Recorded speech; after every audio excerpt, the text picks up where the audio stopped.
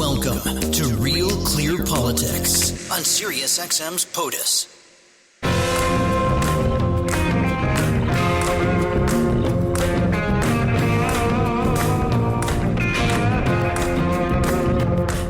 Welcome to Real Clear Politics on SiriusXM for Thursday, January 9th. I'm Andrew Walworth, and I'm joined today by RCP Washington Bureau Chief Carl Cannon and Emily Jashinsky. She is Washington correspondent for Unheard and hosts the YouTube show Undercurrents, which you should check out. Well, guys, later in the show, I'm going to talk to RCP's own Susan Crabtree about the Los Angeles wildfires. She's out there and has been monitoring the situation for us. But let's start in Washington, D.C., where we are wrapping up the state funeral of former President Jimmy Carter. So, Carl, today was the national funeral service at the National Cathedral in upper Northwest Washington. What's the significance of these events, and what do you make of what happened today? Well, today underscored the significance of them. It's a national day of mourning. The flags were flying at half-mast, will be for 30 days, which includes Donald Trump's inauguration. They complained on Twitter or some places, why does the flag have to be half-mast when he's being inaugurated? Well, you can blame Dwight Eisenhower if you want to. And since he was a five-star general who liberated Europe from the Nazis, he's given a lot of leeway. 1954, Eisenhower had this proclamation that presidents will have that honor, sitting or former presidents, when they pass away for 30 days.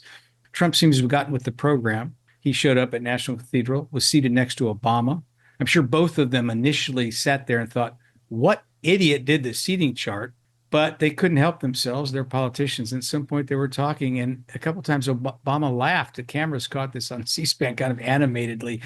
And I thought right then, that's why we have these events. We have these events to remind ourselves that we're all Americans. But when a president comes into office, he's asked pretty early on by the service, the social office, the deep state, is that the term we like to use, about their funeral plans. And this started when John F. Kennedy was killed, and it all fell to Jackie, who was a young widow in her 30s, two small children, and there was no protocol. And she relied on some of the precedents set when Abraham Lincoln died. And that was the first time we had a day of mourning for a president. We've pretty much done it. Not every time, but pretty much since then. And she had to come up with all of these, the caissons and the thing, walking behind the casket. And other presidents since then have built on that. This funeral was designed by Jimmy Carter himself.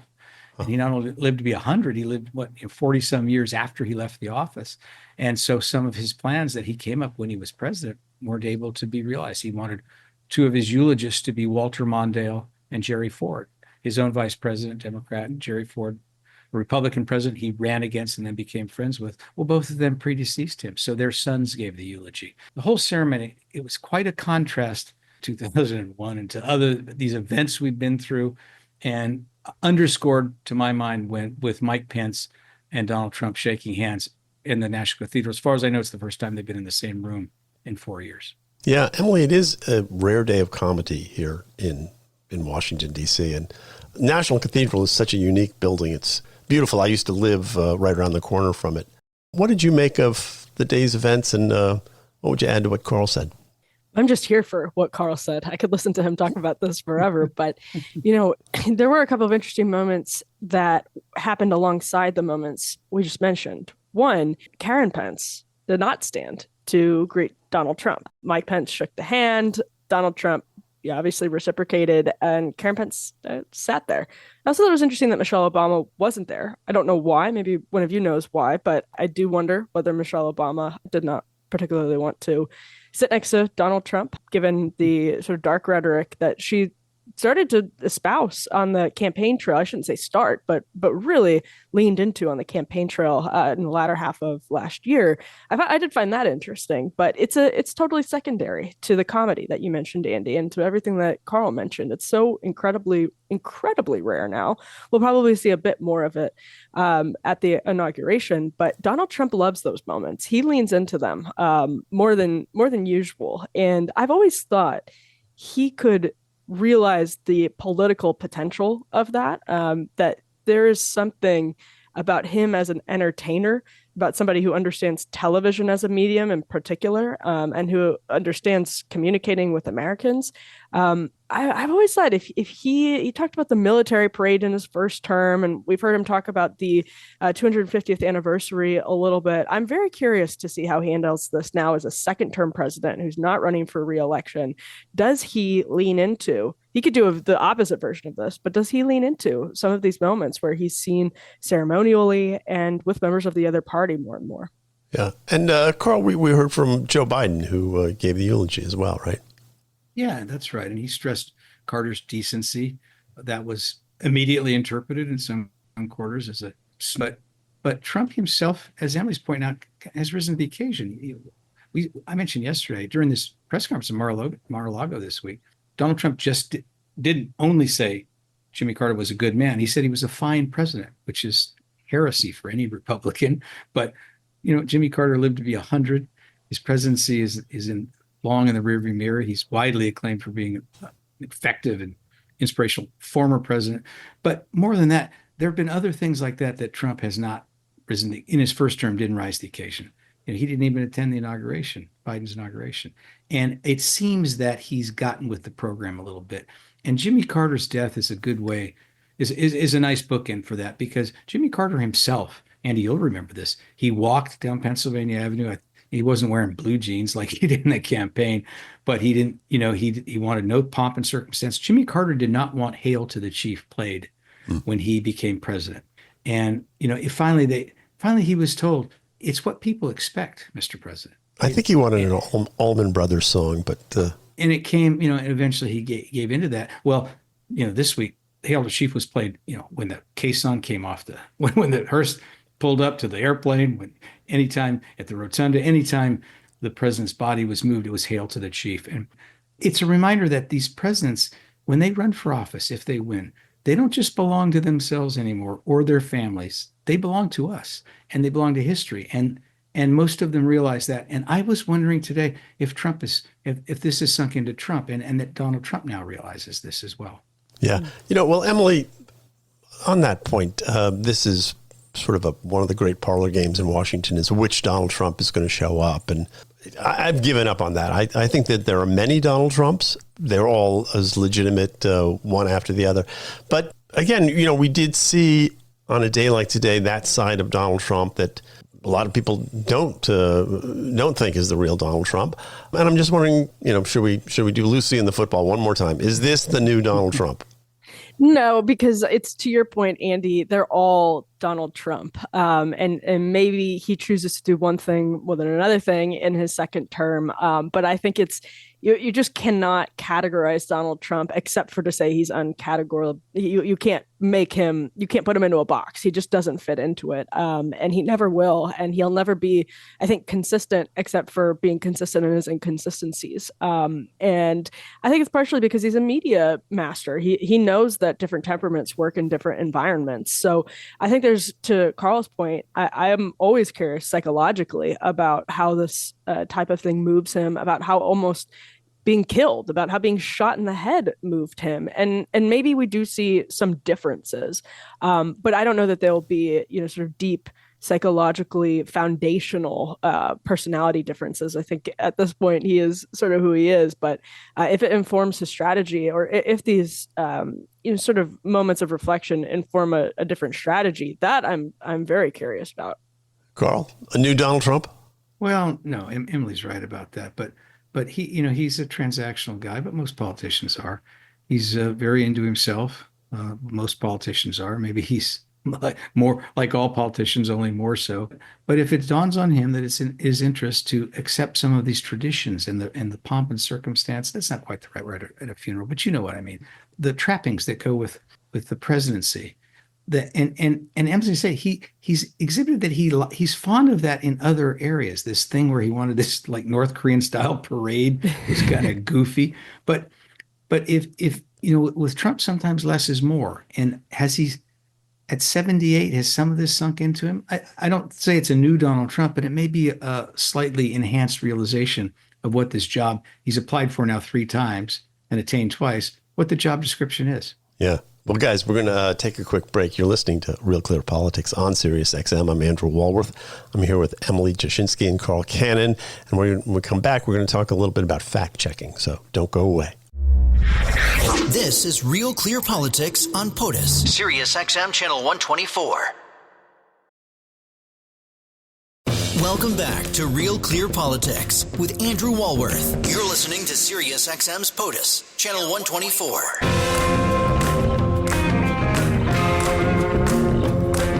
Welcome back to Real Clear Politics on Sirius XM. I'm Andrew Walworth, and I'm here with Carl Cannon and Emily Jashinsky. And Emily, I want to talk about this decision by Mark Zuckerberg to end third-party content fact-checking.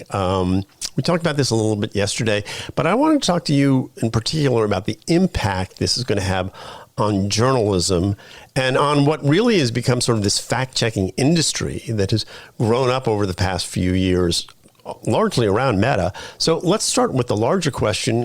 Is this decision good for journalism? Emily, before you answer, hold on. I got to jump in there because this is the third straight day Andy has had us talking about this. He obviously thinks this is a very important story. So I caution you, be expansive with your answer. We'll have to talk about it again tomorrow. Well, let me just say, I don't think this is important at all. And I'm upset we're no, I'm kidding. I think Wrong answer.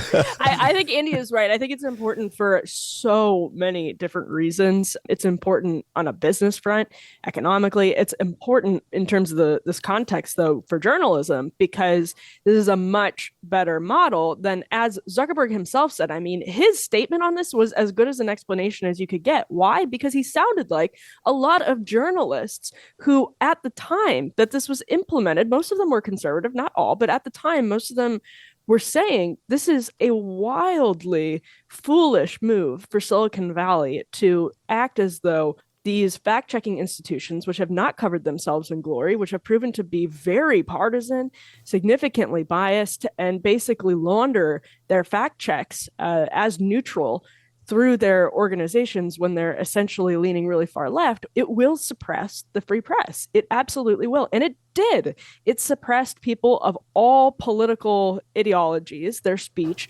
throughout the last half decade. We saw it over and over again. It was not just conservatives. It was mostly conservatives.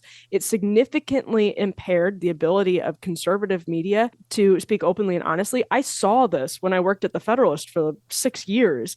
You could see exactly what would happen on the back end of the website. You could see exactly what would happen on the back end of the Facebook.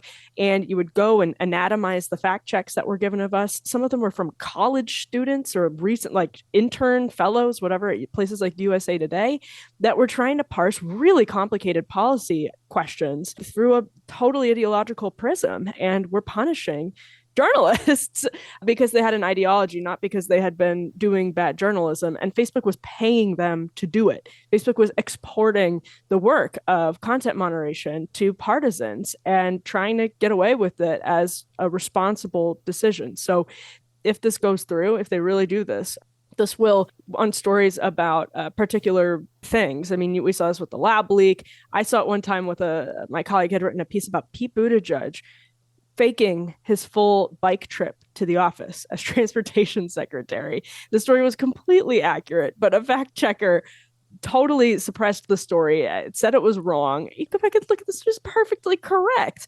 But they were splitting hairs to say that the story was factually incorrect. And I saw the traffic just nosedive on it. So that's a very significant reversal for conservative media and independent media. Yeah. So, Carl, one of the reasons this interests me so much is because, the old journalistic adage, follow the money. The big money is involved here. I mean, and Meta sort of created the fact-checking industry. Between 2016 and 2023, they paid more than $100 million to so-called independent fact checkers. They gave grants. They have supported training programs. I mean, it's big money in what's arguably a tiny little industry, to the point where the Poynter Institute complained back in 2023 that the entire industry was too dependent on Meta and needed to find other funding sources.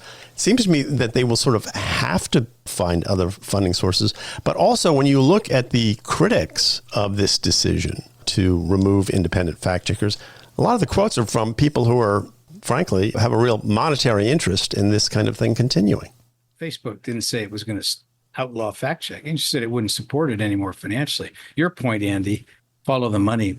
That's in all the movie, All the President's Men, that phrase about the Watergate. Interesting. It's not in Woodward and Bernstein's book.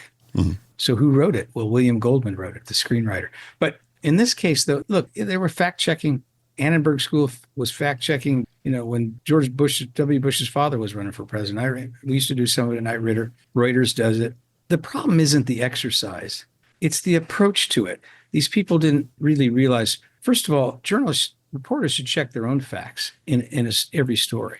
The fact checking should be sort of a court of appeal, a step of last resort, where there's a dispute and a neutral person can come in and say, all right, here's what the two campaigns are saying, here's some, and lay out the facts. But instead they got all, giving out Pinocchios and stuff. In fact, my favorite is Reuters fact checking humor, conservative humor, fact checking jokes. Right. I don't repeat the jokes, but it got out of hand. And to Emily's point, it was being practiced by amateurs. When people like Ben Bagdikian and Dick Harwood, Richard Reeves, I think he was at Clark Hoyt, when they became the ombudsman or the public editor of a place like the New York Times or the Washington Post, these were people that had long careers in journalism, had written, had won Pulitzer Prizes, had edited stories, had thought deeply, had written books about the media. This idea that you would get these kids right out of college to, some conservative would say, the FBI is a deep state trying to undermine Trump, and they would call the FBI flack and they do a fact check. No, FBI says they're not trying to do that. It's not a fact check. That's a joke.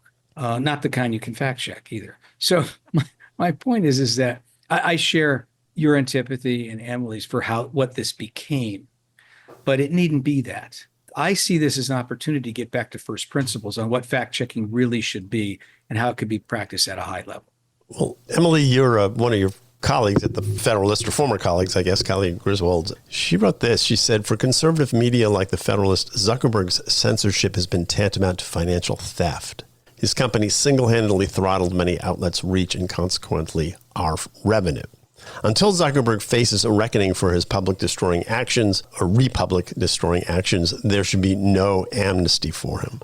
And there is this wrinkle to this story, which is that when you look at what Zuckerberg said, his statement, he sort of blames the fact checkers for being liberals and over fact checking conservatives without sort of, like I said, going to the point, which is that he largely created this group of fact checkers and paid for them. They were there. He funded it and expanded it. But most of these organizations already existed. Well, but your point is we will agree to disagree as to whether or not he started them or no, he didn't start them. That's a fact. But here's the thing: this industry expanded, and what you're saying, Andy, is that he should have had some oversight. If this is what it became, and he was underwriting it, doesn't he bear some responsibility? That is my point. Yeah, Emily. Yeah, I mean, they had like a board, and it was basically a way for Meta to offload the liability and say, listen, we left this up to journalists. We're not suppressing the Hunter Biden laptop story because we in Silicon Valley are supporting Joe Biden. We're doing it because these professional journalists agree that it's likely Russian disinformation. So it was a way for them to kind of offload their responsibility or liability for anything that they did. And what I think they've realized is that just doesn't work as a public relations tactic. It doesn't work practically either. But as a public relations tactic, it doesn't work because nobody trusts experts anymore. Trust in media dipped to an all-time low again, the same all-time low it hit in 2017, just this last October, according to Gallup's information. They track this every single year. So what point is it to offload the responsibility to the quote unquote experts if nobody gives a darn what the experts say? And I think that's what he is reckoned with, in addition to seeing this as a great opportunity to cozy up to conservatives. And the article Kylie wrote to your question, Andy, is it's very interesting. Molly Hemingway has said something similar on X. She posted that there should be reparations from Zuckerberg to conservative media. And if they aren't, there's no forgiveness. And that I think is really critical, because if Zuckerberg did not just buy goodwill from the right, he may have just wasted a lot of his money, essentially, or a lot of his cash, I guess, a lot of his credibility. And maybe he's able to win goodwill with Donald Trump. But if that doesn't trickle down to the rest of the Trump movement, the rest of the conservative movement, he has a real problem on his hands. It'll go a long way for him to be in good with Donald Trump, Elon Musk, and their advisors, but it doesn't quite go as far as he needs it to, which is to regain trust with the public, to get more users engaged on his platform, and to have good relations with the Republican Party more broadly in Washington. So, Emily, do you think Andy, what do you think, though? I want to ask you about this. Is it enough for Zuckerberg to say, "I'll stop this," or do you think he ought to have to atone in some way? What's your view? Well, I'm not big on public atonement. I'm not. No. I mean, I'm self-flagellation. talking about financial. I'm talking about what Emily's talking about. Should Facebook go the next step and figure out to recompense some of these outlets that were harmed? I think that Facebook should be held accountable in some way, whether that's through the courts or through their own action. I don't really have an opinion on that, but they are being sued, as I understand it, and we'll see what happens. But at any rate, I think it's an interesting question as to what happens to fact-checking writ large in the wake of this, because this is a big financial hit for them, as well as a big public relations hit. So we'll see how they react. Anyway, you're listening to Real Clear Politics on Sirius XM. I'm Andrew Walworth. I'm here with Emily and Carl. We're going to take a break, and we'll be right back after this. This is Real Clear Politics with Andrew Walworth on Sirius XM. Real Clear Politics, a neutral, even-handed arbiter of political data. You're listening to POTUS, Sirius XM Channel 124.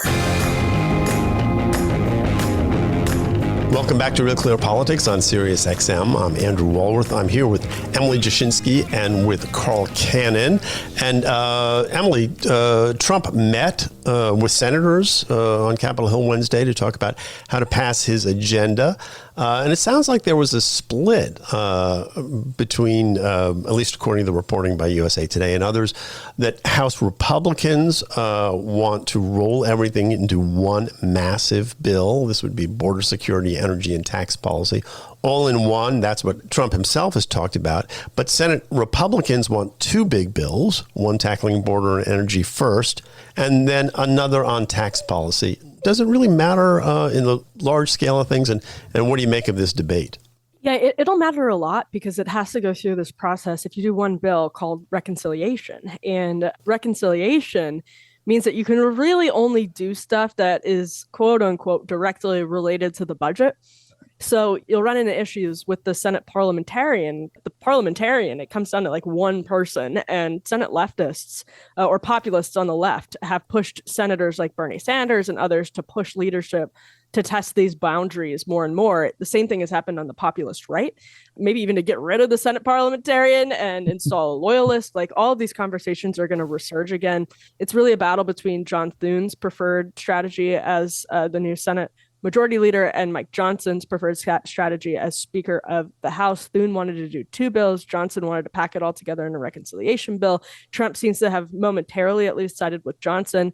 Some of the reports talk about how Trump is sort of legend for siding with the last person who was chirping in his ear. And if that was Mike Johnson, he's going to go with Johnson. So it may not be that he settled firmly on a decision, but it does have substantive consequences in terms of what they can shoehorn into a reconciliation bill in terms of policies.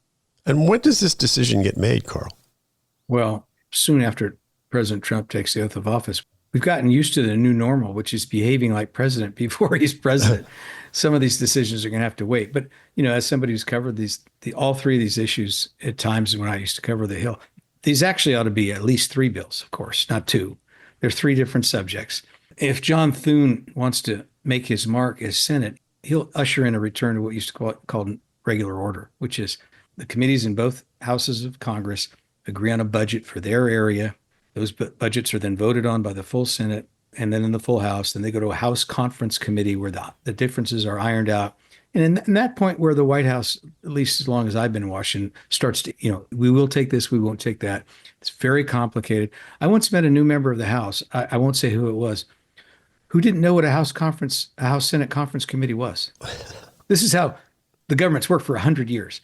But under, Denny Hastert and Pelosi, it didn't work that way. So Mike Johnson, he's come of age in the House where regular order, nobody even knows what it is. These people have lost their muscle memory. They've lost their institutional memory. Trump's just trying to get, the quickest, most sweeping bill he can so he can sign it. But that's really not good government. Right. And the idea, Emily, a reconciliation bill only takes 51 votes to pass as opposed to a normal piece of legislation. So the big incentive with these narrow margins on the Senate side, at least, is to do it as a reconciliation bill, tie it into the budget in some way. You got to pass the parliamentarians, I guess, get it voted on and more likely to pass because it's a reconciliation bill. I get that's sort of the strategy, I guess, right? Right. Yeah. I mean, anything to make it just a simple majority. That's the key because of where their numbers are. And yeah, this is just not how things used to be done at all. And you can blame this for, actually, you could probably blame this for worsening partisanship, but you could also blame this for like causing partisanship. If the leaders hadn't, taken this, hadn't taken these shortcuts so many times, it's possible that they would have had to work through things in different ways. There's like a desperation that comes to the table for negotiators, and everyone has to kind of get along. But that is just not the way business has been done. I don't know, Carl, what would you say, the last 15 years, roughly? Yeah, I was trying to figure out when this happened, but I was thinking about, Emily, when I was your age, I covered a California delegation, and Leon Panetta was a member of the California. He was a Republican, he'd become a Democrat. And his sort of mantra, Republicans later got mad at him. He served in these administrations, but he was a very decent guy who liked to decide issues on the merits. And I once asked him, some bill was going to pass. I forget what it was. Leon, is this thing going to pass? It was of interest to California growers. And he said, Carl, I don't know if the center can hold anymore in this town. And he said center, what he meant was people who would vote either on their districts or the merits of a bill and buck their leadership. And I said, well, how many people are we talking about in the House? And he said, oh, Carl, it's terrible. It's not more than 150 members. Now it's 8 or 10. Right. Well, Emily, finally, this caught my eye. J.P. Morgan is among a number of big companies that want their employees back in the office full time. Jamie Dimon, who's the head of J.P. Morgan, has built this big, beautiful world headquarters in New York. He doesn't want it to be left empty, apparently. And a lot of the resistance is coming from younger workers, particularly Gen Z. So, Emily, is the expectation of young workers different when it comes to this back to the office movement, which J.P. Morgan is not the only one. A bunch of other corporations are thinking about it, as is the federal government. I can't believe as a millennial, Andy, I am now being called upon to criticize the work ethic of the generation beneath me. But yeah, I think everyone has had the same experience with Gen Z, and it's really not their fault, to be honest. Up to a point, of course, everything is our own fault. We are all responsible for our own actions, but they were conditioned during COVID to a very different world and to very different technologies for work purposes. If you have seen so many meetings be done via Zoom, and there are some jobs that probably could be done via Zoom. You just become accustomed to it, or conference calls, whatever the technology is. People are all living everywhere. It's remote. It feels actually like a benefit of the job that you're entitled to, which is your own sort of personal workspace and your own personal scheduling ability. And, that obviously means you miss a lot of those formative early career moments in offices. And we could all talk about this till we're blue in the face. Even people like me that are fairly young and were the lazy generation just about 5 years ago. I've been happy to see Gen Z take our place, but they're really missing a lot. And I think some of these coercive measures are going to be good for them. They'll recognize that it's good for them.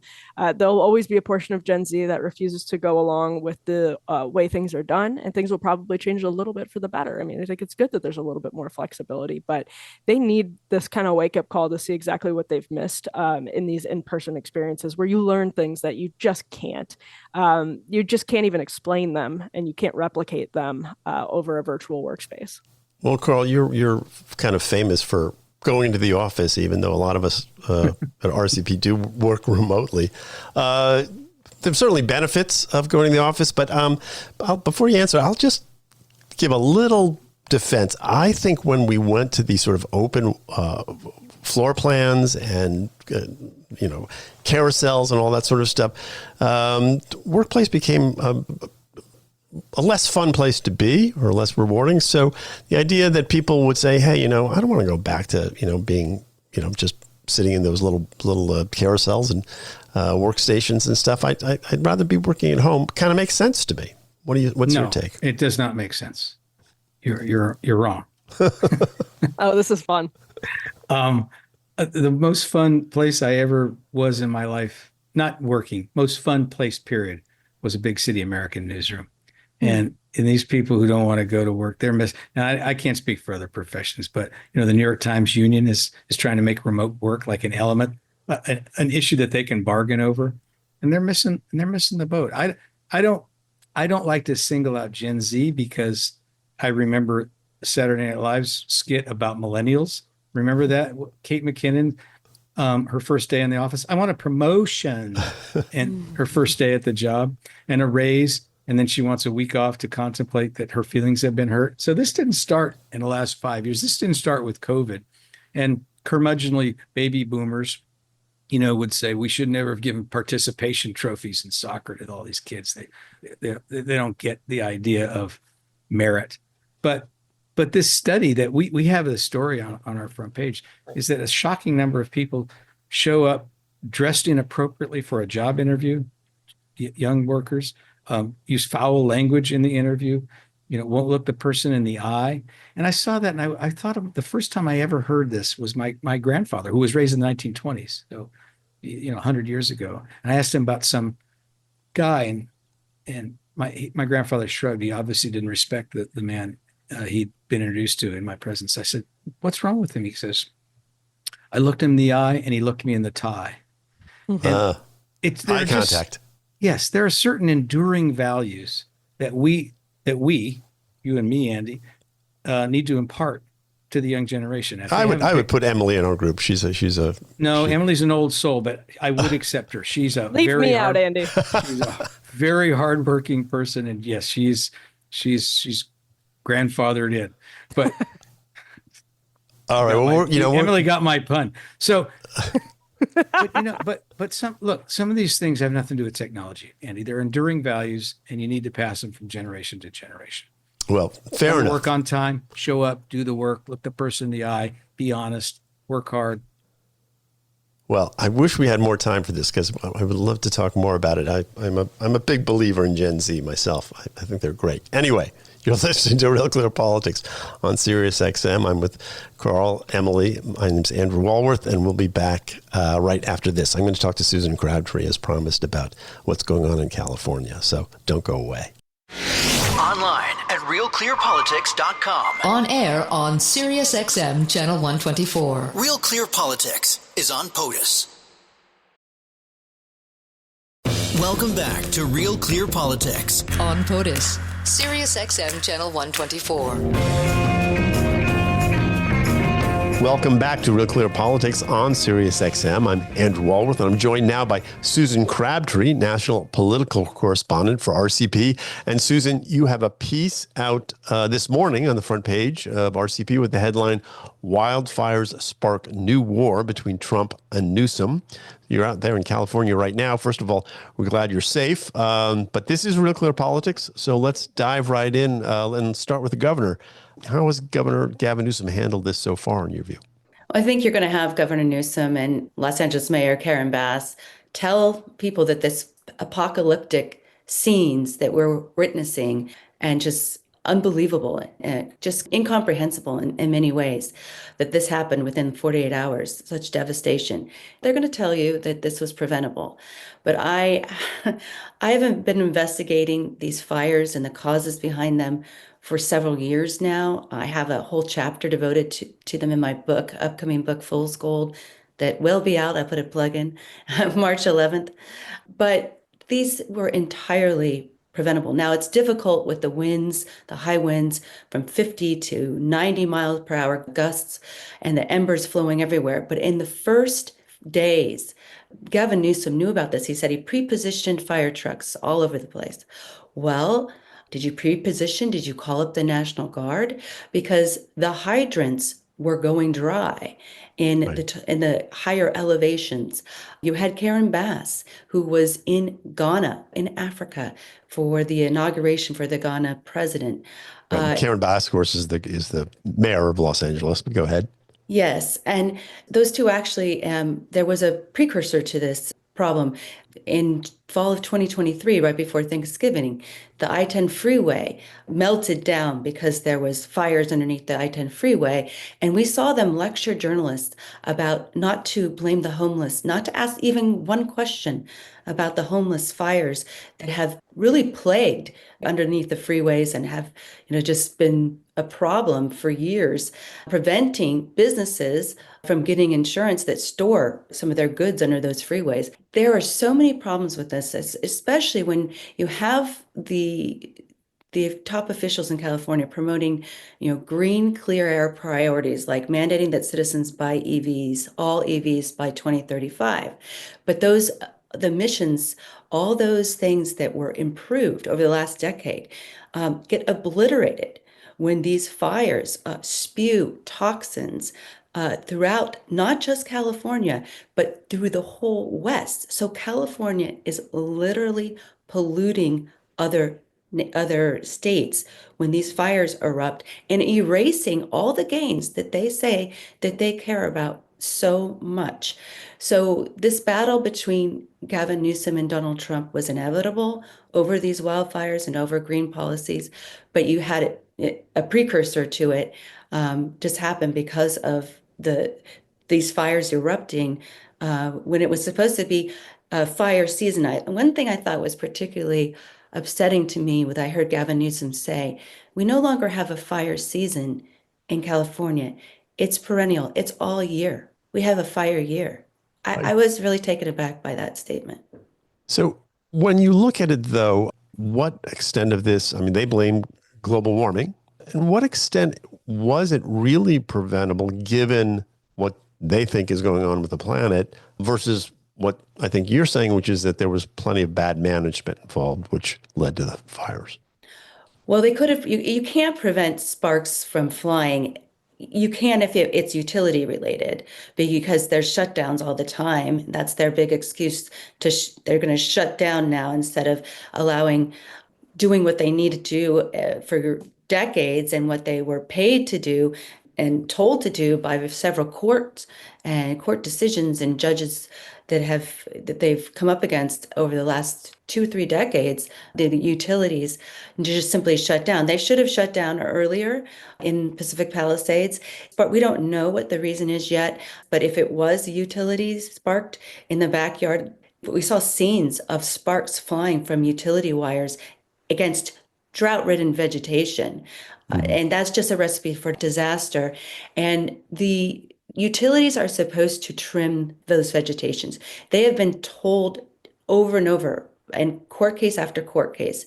After PG&E sparked the deadliest wildfire in Paradise, the Camp Fire in Paradise that killed 85 people, and they were This was found. back in 2018, Paradise being in Northern California. And you're right, 85 people died in that fire, which, and the death toll, we don't know what the final death toll for this fire is right now, but it stands at about 5, I guess, but they expect it to go up. Yes, I hope it stays low, because the Paradise Fire, that cost 85 lives, and the utility PG&E was found guilty of manslaughter. PG&E, I've looked into this quite a bit, and I've written some for Real Clear Politics. They spread money like there's no tomorrow all over the state in terms of charitable events, political largesse, contributions. They have given Gavin Newsom $700,000 and his wife for her documentary filmmaking. And he finally, in the height, because he was involved in saving PG&E from its bankruptcy and cutting a backroom deal to do so, he finally said, I'm not going to take any more donations from PG&E. But he made an exception when PG&E donated $250,000 to his signature proposal for homelessness last year, when he finally said, I'm going to change from housing first policy to caring about and trying to do something about the mental health and addiction issues related to homelessness, and asked for $6.8 billion more for that. He had $250,000 from PG&E promoting that initiative. So the ties between these utilities that are cause the reason why people can't get insured in California is because these utilities have not kept up maintained their equipment, and court case after court case has ruled that they must do more to keep up their maintenance on their power lines and to cut vegetation, and they simply won't do it. Now they're raising rates. They keep raising rates. They talk about the cost of living. Now we can't get insured in California, or you have problems and your rates are going up. And your electricity rates are going up the same time from the same culprits from all these that caused all the devastation in the first place. I don't know what caused this fire, but if it had anything to do with the utilities or the homeless problems, it is squarely on the backs of the politicians that haven't solved either of those problems, and if they have plenty of time to do it.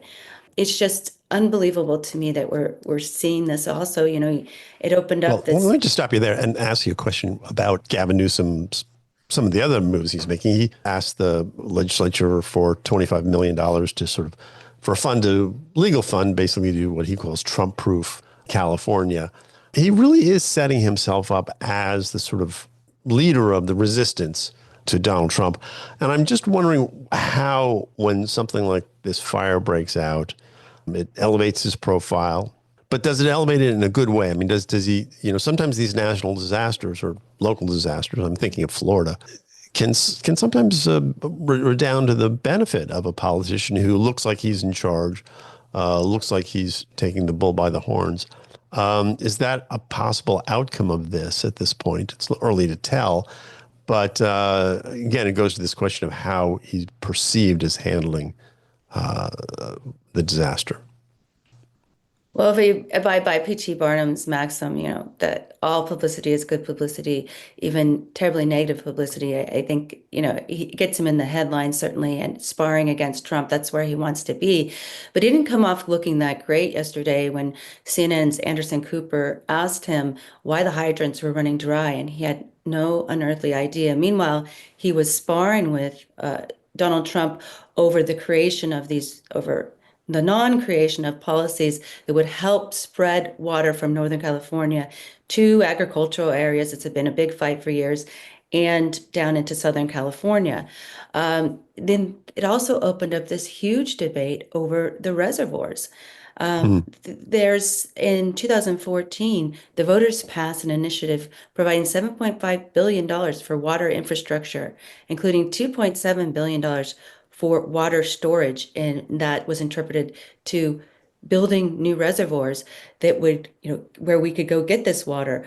Certainly there's the Pacific Ocean right there. It's so ironic that you have these homes in Malibu, 3/4 of a mile worth of homes, just right on as the ocean is lapping, the surf is lapping steps away, demolished. If Gavin Newsom had called in the National Guard early, they have these what they're called buffalo trucks, water buffaloes, sorry, and they can actually take ocean water and transport it other places. They could have transported those trucks up to those areas, even though they were very congested. During the press conference, they were using bulldozers to move BMWs and other cars you saw in the footage off of these congested streets in the Pacific Palisades. But you could get them closer, the water closer to where they needed to be, because these reservoirs, well, they're not reservoirs, they were tanks of water in Pacific Palisades that are connected to the hydrants, and they were run completely dry yesterday. But Gavin Newsom had no idea when Anderson Cooper asked him why they were running dry. So, there were steps that could have mitigated the disaster that we're seeing unfolding, but they weren't taken. And you have Karen Bass saying that they were going to rise again. We're going to rise from the ashes, expressing resilience. But I think that's really a lot of people are saying that that maybe voted blue. We had a rightward shift in November in parts of California. The crime bill to toughen up the crime bill, Prop 36, was passed by large margins. And I think this kind of event showing like mismanagement on a vivid display, it could move voters in another direction, at least to demand more accountability. Okay, well, great. Well, Susan, thanks so much for being with us. Susan's out there in California right now. You're listening to Real Clear Politics on Sirius XM. I'm Andrew Walworth, and I have been talking with RCP's national correspondent, Susan Crabtree. Thank you for listening. We'll be back tomorrow. Hope to see you then. Have a great evening. The Politics of the United States. This is POTUS on Sirius XM Channel 124.